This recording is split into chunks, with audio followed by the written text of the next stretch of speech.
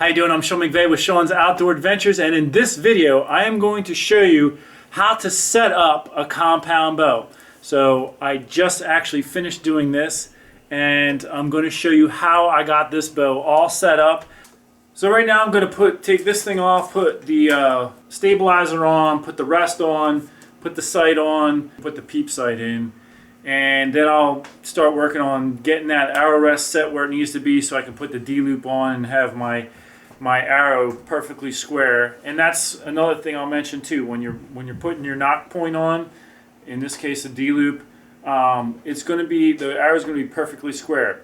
A lot of bows in the past tuning, I would, with my long draw length being a 31-inch draw, I'd usually have to put the knock a little bit high in order to get good tuning. But the way that they design these, you can actually put the knock right dead on, and then by adding twist to the control cable, we'll be able to adjust how our vertical flight is for the arrow coming off the bow. All right, I'm just going to start with putting on my bow sling strap. All right, so the way, if you're not familiar with it, the way you put these on is you bring your rope through the outside one, come to the inside one, you come back out this middle one here, and then you're going to either, I personally think you want to put it right back through that last one there. I mean, you could technically leave it like this, but they make this outer one fat enough that you can kind of bring it back through like that. And this side, I just going to need to lengthen this a little bit.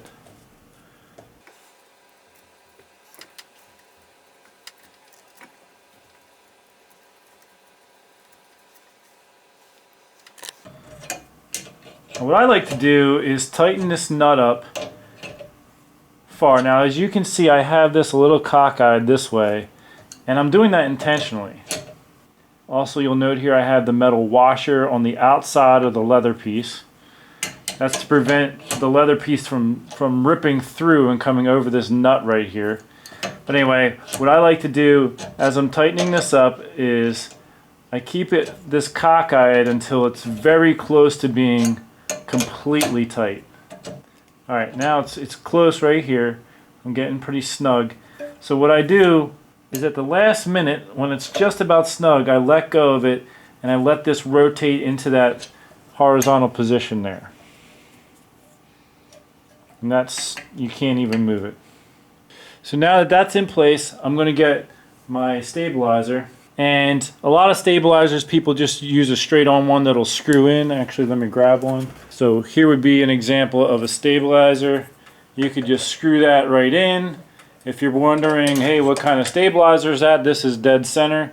And you would just screw that in like that until it's snug. But I'm using a side stabilizer because I like to hunt, and I hunt with my quiver on the bow. And just having all that extra weight, this side mounting stabilizer helps to offset that weight a little bit. So I usually just use my fingers to get it snug, and then once I'm here, I tighten it the rest of the way with the correct size Allen wrench. And when you're using one of these, you got to make sure it's pushed in all the way and seated properly. If it's not, you could actually strip this screw out because if it's not pushed in all the way. Okay, so now I have that mounted, and I'll just say, if you use something like this, what I found, like I said, I hunt with the quiver on the bow, which adds a lot of extra weight. So when the bow goes off, a lot of times that weight wants to keep traveling, and so the bow will kind of do this after the arrow is gone. The arrow is gone, so it doesn't really affect the flight, but I had a fan, I don't want to say complain about it, but make a little bit of a comment about it last year. So I just simply slid the weight of this back because I had it more forward, and having the weight back here in the bow kind of helps prevent it from rotating this way a little bit. Next thing I want to do is put in my peep sight. Now, this is going to require a bow press. If you do not have a bow press, it's not a good idea for you to try to put a peep sight in, because some people, they take like a table knife and they put it through there trying to like spread everything. It's just you could damage the string, and that's a very bad idea. So a bow press is needed. If you don't have one, go to a pro shop, or you can get a portable one. Let me see where mine is here. So here I have it in this Ziploc bag. This is my portable press. I kind of throw this in my car when I'm traveling in case of an emergency. I really don't like using these on a bow, but you can if you need to. And before I bought a good bow press, this is what I used to use. You know, and so this hooks on the ends of the limbs, and you tighten down on this, and it presses the bow. And you can do, you know, a peep sight. There are bows like APA Archery. They have built into their bow, they have a little metal peg that you can pull out, and they have little holes in the cam up here, and you basically put your foot on this, and you pull on the string a little bit, and you take that peg and you put it through one of those holes in the cam, right, I guess here, and that can actually somewhat press the bow right in the woods or wherever you're at.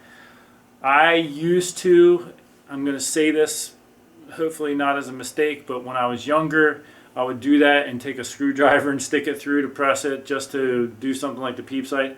I'm not recommending you do that because you could void your warranty and hurt yourself very badly if you mess up. So anyway, get a bow press or take it to a pro shop, but that's what I'm about to do to put in the peep sight.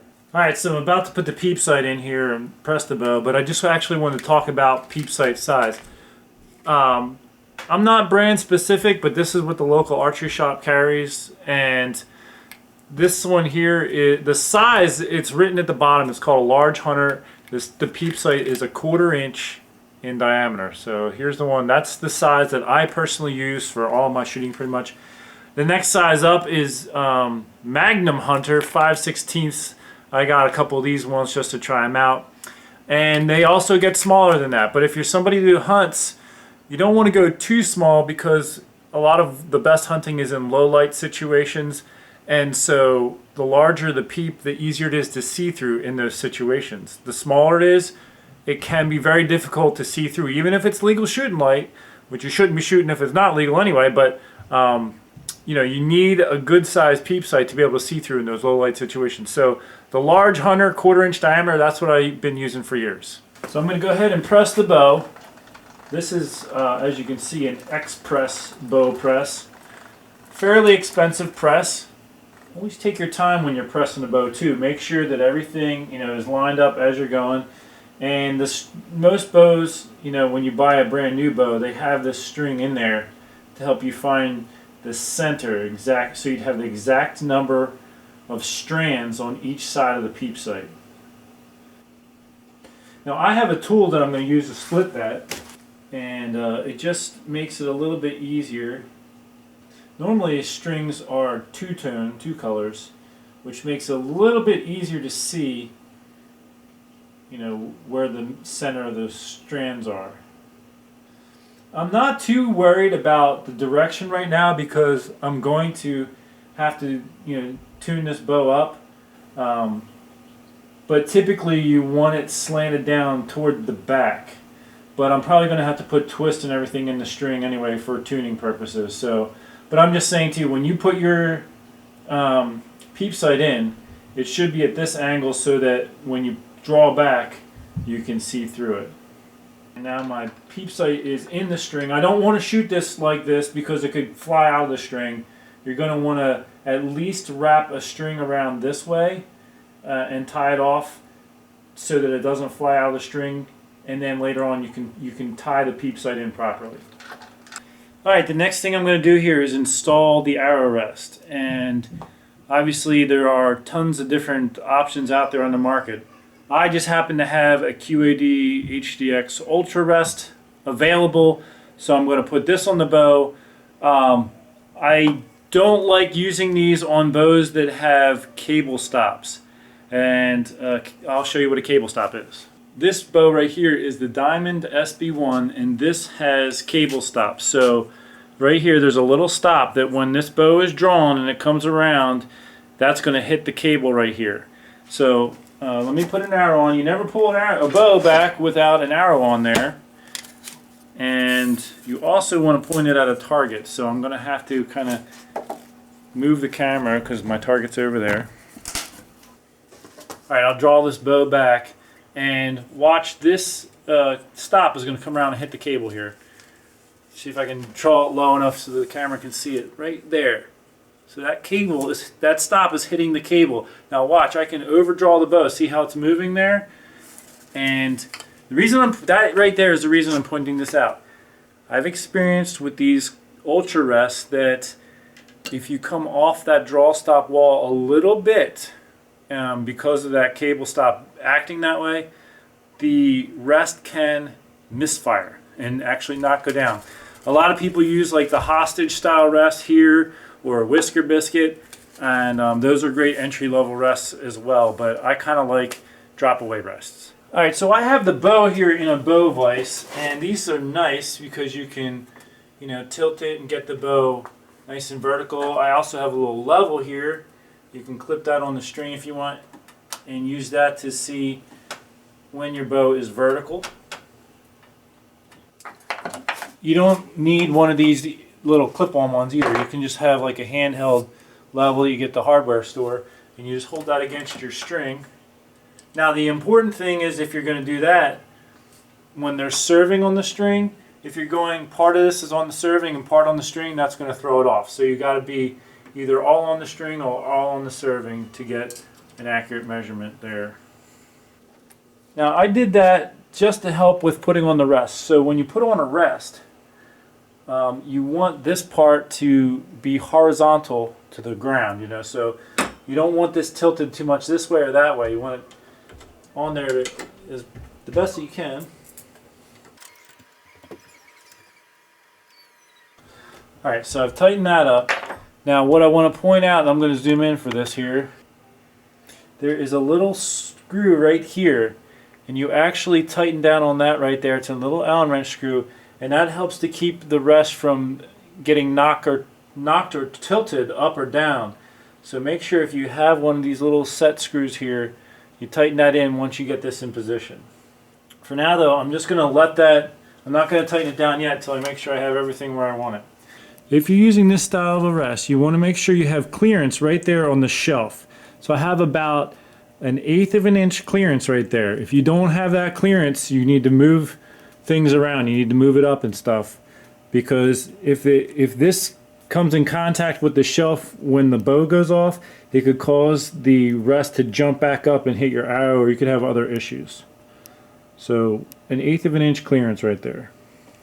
Also, you want to look at when this is in the vertical position, you want to make sure that it's upright and not too far back and not too far forward when this is straight up and down. That's fairly close. I might put the camera down and just tweak it a little bit. Alright, so now I have my arrow rest on, and I want to get the center shot, it's called. So what I'm doing here, this is a tape measure, as you can see, and you'll note that at the end of a tape measure, see how that moves? That's so that when you hook something on like a board to measure, it pulls out 1/16 of an inch. If you push it like against the wall, it pushes in to compensate for that 1/16 of an inch. So if you're using something like this to do a measurement, make sure it's pushed in real well before you put it up against the bow. But I already have this set up at, right at the distance I need. But one way to help you determine if your center shot is on correctly is you can put a tape measure against the back of the riser here and get the measurement to the center of the arrow, and then come to the front here and make sure it's pushed in real good and get the measurement again. It should be identical. If your arrow rest is, let's say, too far out, what's going to happen is this front measurement is going to be larger because the arrow, let me put the rest down for a second.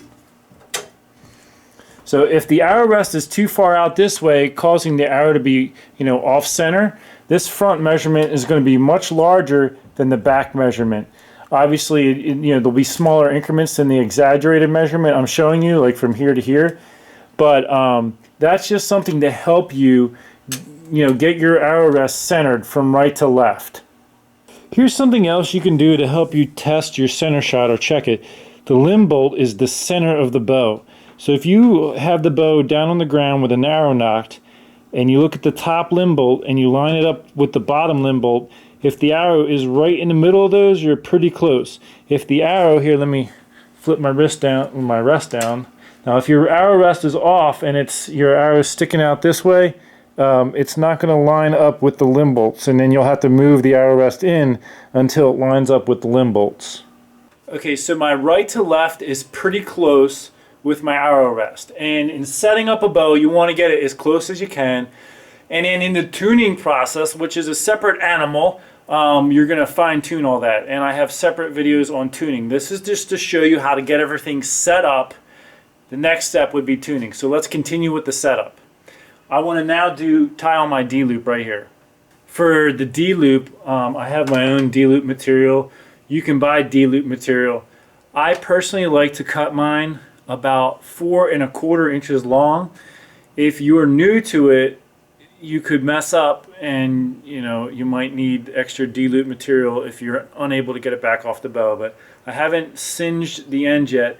But what you do is you fan out the ends like this, and then you take a lighter carefully if you're old enough and allowed to use one of these, and you're going to melt the ends. So you get it to where there's a little bit of a flame,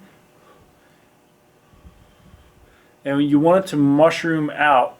So you got to get it at the right timing. You don't want to blow it out too soon, and you don't want to let it to go too long. So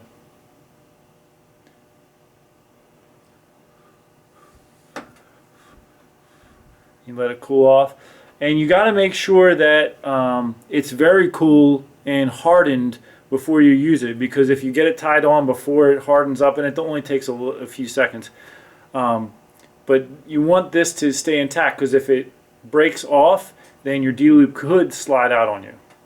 Okay, as far as getting your knock point set in the correct area, there's different tricks you can use. I have a speed square laying around, and you can actually hook the speed square on the string and just sort of look down the shaft of the arrow to see if that arrow is square with the speed square, and if not, you can move the knock point up or down to adjust for that.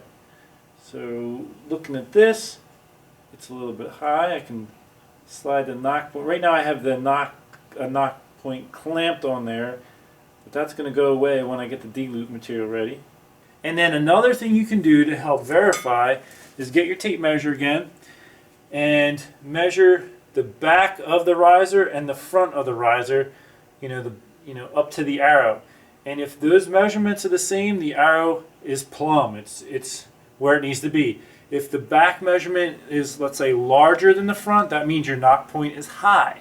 So you want to lower the knock point until those measurements are the same. Now that I have my knock point determined where it needs to be, it's square, I like to take a silver Sharpie and mark the string right now along the bottom of the knock point. And my D-loop is actually going to cover this, and I'll just mark the top of this for right now, just so I make, if something gets bumped, I'll remember exactly where it's at now that I have it where I want it to be. But what I can now do is remove this knock. Actually, I can slide it up because I don't have it that tight.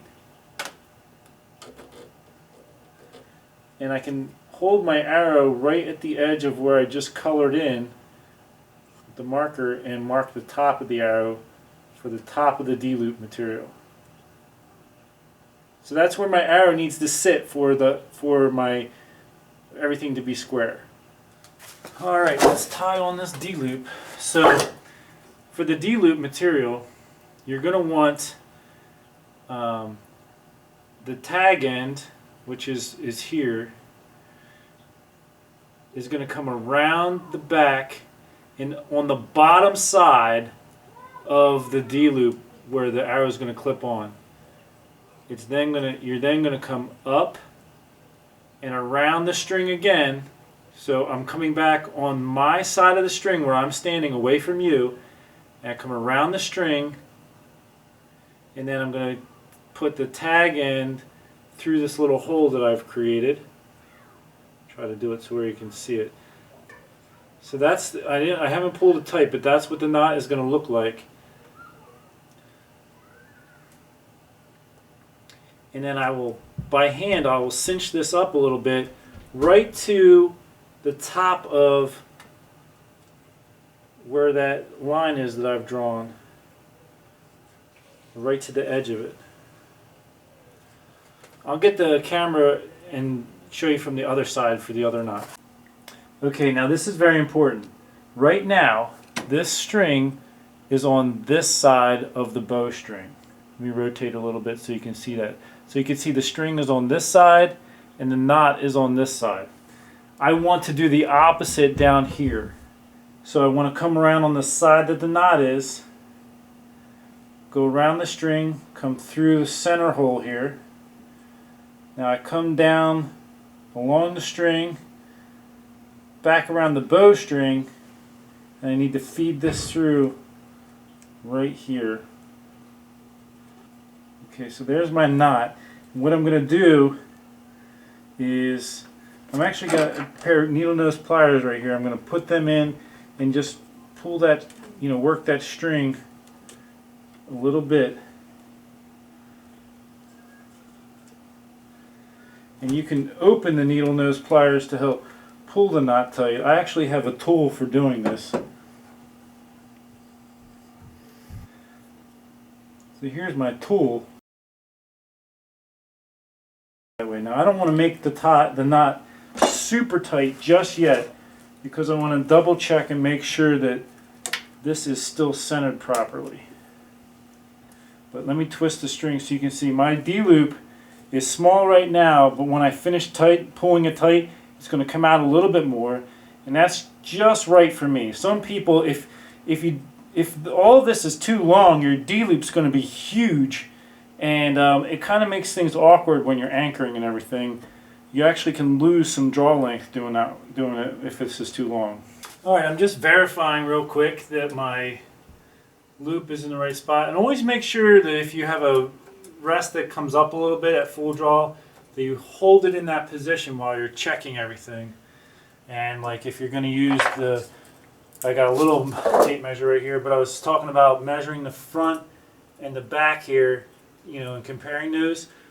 Make sure you're holding this in the upright position. Also, hold your head in one position so you have the same reference point, because if you move your head up or down, it's going to change what this measurement looks like, and that'll throw you off too. So hold your head in one position, look at your front measurement, your back and front measurement, yes, they're the same. So now I can go ahead and finish tightening my D-loop.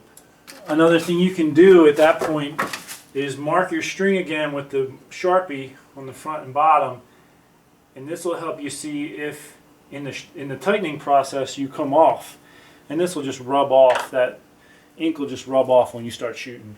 One last thing I'll mention, if this gets off a little bit in the tightening process, you could always move the rest up or down a little bit. But while I have this in the bow vise here, I'm going to go ahead and attach this to the cable that travels down, which is this cable right here. And I'm going to use this clip that comes with it just because there's a lot of beginners out there who are going to just probably use this. But what a lot of more experienced bow technicians and archers like to do is actually put the bow in the press, split that cable right there, and put this through the middle and just tie it in. I actually used this with this clamp all last hunting season because I was in a rush one day when I put it on, and then I never got around to tying it in. So I hunted the entire year with this thing on there. So it can be done without an issue. So right now, you put it on and you don't tighten it all the way. You just get it a little bit snug so it doesn't slide too easily. You want this stuff to be able to slide a little bit. And what you're actually going to do at this point is draw the bow back carefully with an arrow on there, and this is going to slide into its position, and you want it right around the bottom of the handle here where this is positioned. Alright, I got my arrow on the string. Now there's my D-loop. You can see right there. That's a nice size D-loop. You can hook on nice and easy. It's not too large. I'm going to go ahead and draw back. And what it's going to do is it's going to set the distance. My arrow rest is a drop away, so it's going to need to be pulled up into the upright position at full draw and stay there. So this needs to be, as I said, tightened a little bit, but not so much that the string can't travel through there as it needs to. I'm not going to shoot, I'm just going to reach full draw.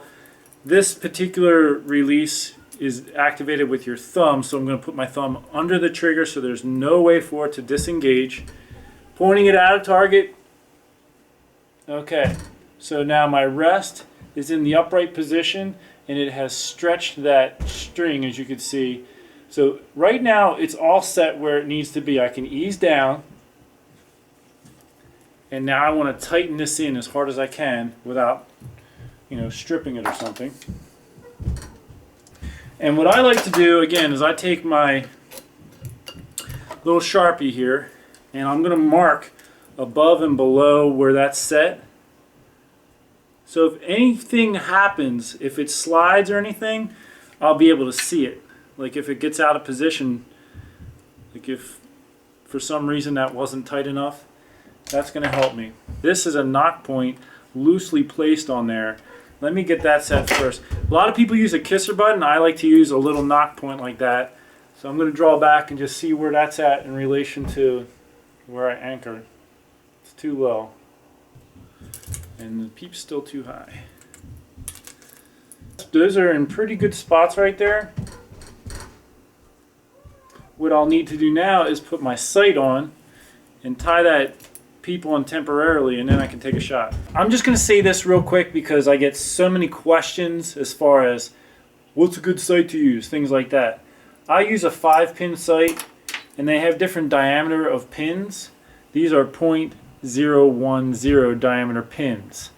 I have a bow over here. This bow has a sight that is .019. You can see those are a lot larger in diameter than these. See, I don't know where to hold it where you can see them real well. So the smaller diameter enables you to aim smaller at longer distances. With a 5-pin sight, I can shoot up to 60 yards. And so when I'm out at 60 yards, that smaller diameter pin makes it easier for me to aim more precisely. So that said, I like a 5-pin sight that is .010 diameter pins. Some people prefer a single pin sight, one that you can move up and down to change for your distances. I video my own hunts. I can't mess around with more things because I'm already doing camera work and all this other stuff. I don't have time to be moving a sight around in a hunting situation, so I like the fixed pins for that reason. But it is easier to aim with one pin right in the middle of the sight housing. If you're wondering what kind of sight I'm using, this particular one is a Trophy Ridge React Pro. It's kind of nice because in the setting of the pins, you can sight in 2 pins and basically the whole rest of the sight is sighted in, and it's all tool free. So I kind of like it. I would change a few things about it, but So I have my screws actually sitting in there right now, and they go into the 2 screw holes right here on the side of the riser. So I'll just tighten it a little bit with my hand so that it stays on there, and then I'll get my Allen wrench to tighten it the rest of the way. Now when you're tightening these on, I usually get it close with one but not completely snug, and then tighten the other one close just so it gets a good even set. So now the sight's on. The screw holes right here are for my quiver. Let me grab my quiver. This is the mounting bracket for my quiver.